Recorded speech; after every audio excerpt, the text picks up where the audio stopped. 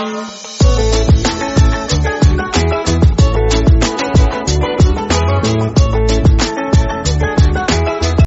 The lord. ప్రభు అయిన యేసుక్రీస్తు వారు ఈరోజు మనకు అందిస్తున్నటువంటి వాగ్దానం ఏవేలు 2వ అధ్యాయం 6వ వచనం. నా జనులు ఇకనెన్నడూ సిగ్గునొందరు. రాబోతున్న యెహోవా దినం. సియోనులో బూర ఊదండి. నా పవిత్ర పర్వతం మీద హెచ్చరికగా కేక వేయండి. దేశంలో నివసించే ప్రజలందరూ భయంతో వణుకుదురుగాక.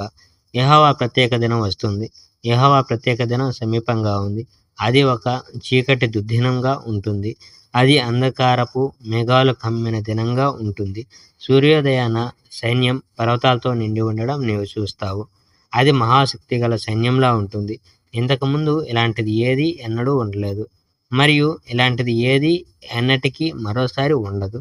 మండుచున్న అగ్నిలా సైన్యం దేశాన్ని నాశనం చేస్తుంది. వారి ఎదుట దేశం ఏదోను వనంలా ఉంది. వారి వెనుక దేశం ఖాళీ ఎడారిలా ఉంది. ఏది వారి నుండి తప్పించుకోలేదు. వారు గుర్రాల్లా కనబడతారు. యుద్ధ గుర్రాల్లా వారు పరిగెడతారు. వారి మాటలు వినండి. అది పర్వతాల మీద రథాలు పరిగెత్తిన ధ్వనిలా ఉంటుంది. అది పొట్టును కాల్చివేస్తున్న అగ్ని జ్వాలల శబ్దంలా ఉంటుంది.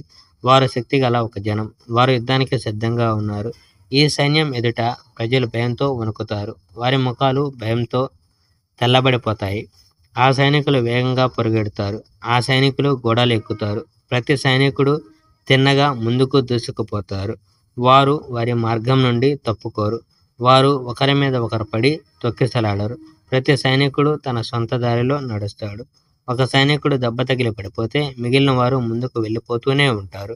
వారు పట్టణానికి పరుగెడతారు. వారు త్వరగా గోడ ఎక్కుతారు.